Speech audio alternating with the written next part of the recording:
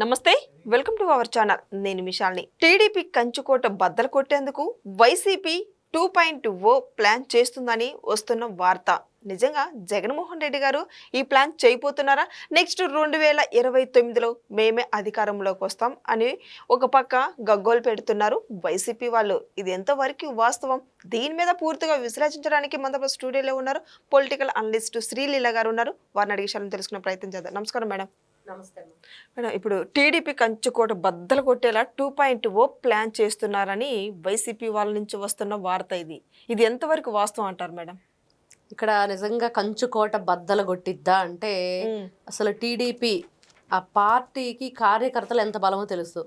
కనీసం వాళ్ళు వేసిన కంచె కూడా టచ్ చేయలేని వైఎస్ఆర్సీపీ పార్టీ కంచుకోట బద్దలు కొట్టడం వాళ్ళ తరం అవుతుందా? ఈరోజు జగన్మోహన్ రెడ్డి ఏం చేయబోతున్నాడు, ఏం చేస్తున్నాడు అంటే అన్నీ కూడా అది నక్క జిత్తులు అంటారు చూడు, జిత్తుల మారే నక్కని అలాంటి ఆలోచనలే, అలాంటి పనులే చేస్తున్నారు తప్పించి ఎక్కడా కూడా ఉన్న ఎమ్మెల్యేలు ఎంతమంది గెలిచారు, వాళ్ళు ఏ విధంగా ప్రజల్లోకి వెళ్ళాలి, ఏ విధంగా మరి మనం ప్రజల యొక్క అభిప్రాయాలను తెలుసుకోవాలనేది వదిలేశారు. ఈ విధంగా వాళ్ళ వైఖరి ఎలా ఉంది? ఒక మాజీ ఐఏఎస్నో లేకపోతే జగన్మోహన్ రెడ్డికి ఫేవర్గా ఉండే ఒక ఐపీఎస్నో రిటైర్డ్ అయిపోయిన వాళ్ళని పక్కకు తీసుకొని వాళ్ళకి డబ్బాస్ చూపెట్టి ఇప్పుడు ప్రజెంట్ ఎవరైతే రూలింగ్లో ఉన్న పార్టీకి సంబంధించిన విషయాలు తెలుసుకుంటారో ఆ ఐఏఎస్ఎల్ని ఐపీఎస్ఎల్ని వీళ్ళు డబ్బు ఆశ చూపెట్టి విజయవాడలో ఏదో కుట్ర పన్నారు అని, విజయవాడలో కుట్ర పన్నిన తర్వాత ఒక ప్రముఖ ఛానల్ న్యూస్ పేపర్ ఏదో దాని గురించి ఒక కథనం రాసుకొచ్చిన తర్వాత ఇంకా విజయవాడలో కుదరదు హైదరాబాద్ అని చెప్పి మళ్ళీ హైదరాబాద్కి మకాం మార్చారని. జగన్మోహన్ రెడ్డి కొత్తగా ఆయన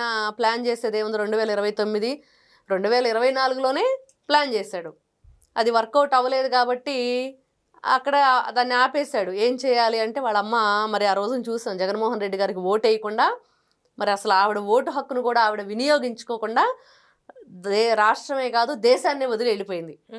ఎందుకంటే అందరికి తెలిసిన విషయం, ఆవిడకి ప్రాణ భయం. ఖచ్చితంగా జగన్మోహన్ రెడ్డి బాబాయికి గొడ్డలి పోటు అన్నట్లుగా మళ్ళీ గొడ్డలు రెడీ చేస్తాడా?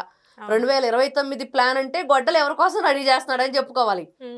ఈ రోజున ఎవరికైనా సరే నువ్వు ముందు నెక్స్ట్ ఎలక్షన్కి ఎలాంటి ప్లాన్లో మీరున్నారు అంటే ప్రజలకి ఏం అవసరాలు, వాళ్ళకి మనం ఏ విధంగా ఉపయోగపడాలి, మరి ప్రజాప్రతినిధులుగా మనం ఎన్నుకున్నందుకు మనల్ని వాళ్ళ యొక్క అవసరాలను మనం ఎలా తీర్చాలి, అదే ఉంటుంది ప్రజల మధ్య ప్రజాప్రతినిధుల మధ్య. అది కాకుండా జగన్మోహన్ రెడ్డి గారికి ఏముండిద్ది అంటే ఆయన ఒకటే చెప్తాడు, గొడ్డలతో బాబాయిని వేసేయాలి, ఏ విధంగా సింపతి కొట్టేయాలి, మరి మనం చేసిన మర్డర్ని వేరే వాళ్ళ అకౌంట్లో ఎలా వేయాలి. ఆ రోజు చూసాం కదా నారా చంద్రబాబు నాయుడు గారి విషయంలో ఏం చేశారంటే నారాసుర రక్త చరిత్ర అని రాశారు.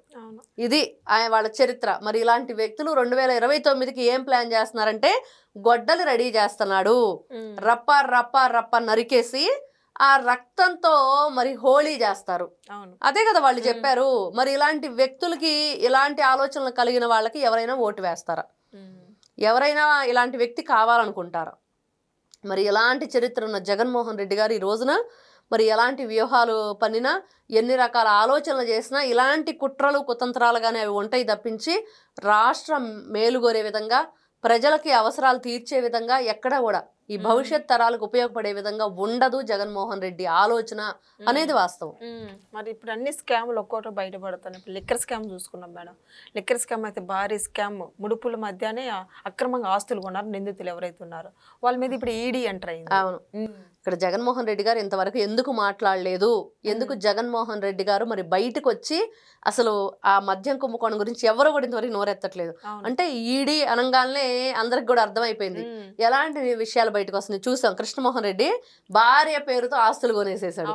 మరి ఈ విధంగా ఉన్న వ్యక్తి 2029కి ఏమని ప్రజల్ని ఓటు అడగటానికి వస్తాడు? ఇంకా బ్యాలెన్స్ ఉన్న ఆస్తులు కొట్టేస్తాము, మరి అవన్నీ జాగ్రత్తగా ఉంచండి అని చెప్పడానికి వస్తాడా?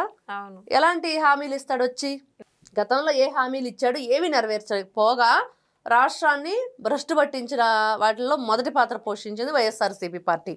మరి అలాంటిది వాళ్ళు అంత గొప్పగా దోపిడీ చేసేసి ఎవరైనా గొప్పగా పరిపాలన అందించారనుకుంటారు, వీళ్ళు గొప్పగా దోపిడీ చేశారు.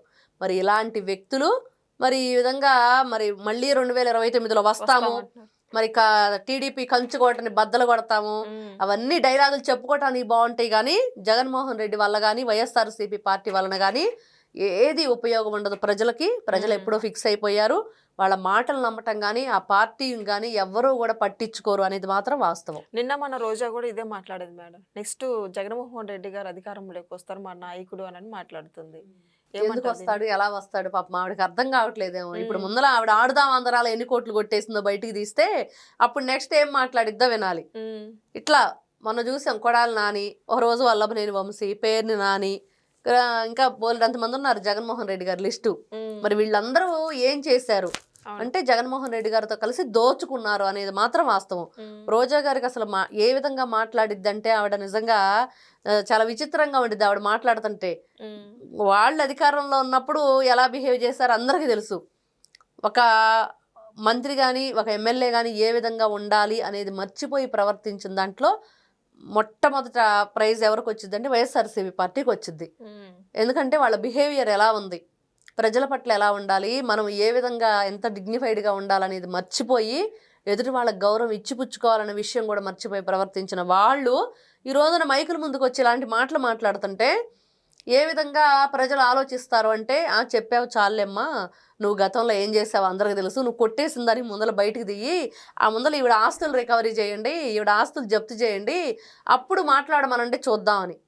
నిజంగా ఏమని అడిగిద్ది ప్రజల్లోకి వస్తే, ఏం సమాధానం చెప్పిద్ది ప్రజలు అడిగేదానికి. కాబట్టి ఈ రోజున ప్రజలందరూ ఒకటే అడుగుతున్నారు, ఇంకా వీళ్ళని ఎందుకు అరెస్ట్ చేయలేదని. మరి 2029కి వీళ్ళందరూ అరెస్ట్ అవ్వటం ఖాయం. కనీసం పోటీ చేయడానికి కూడా ఎవరుండరో ఆ పార్టీ నుంచి అనేది మాత్రం వాస్తవం. Thank you. నమస్తే.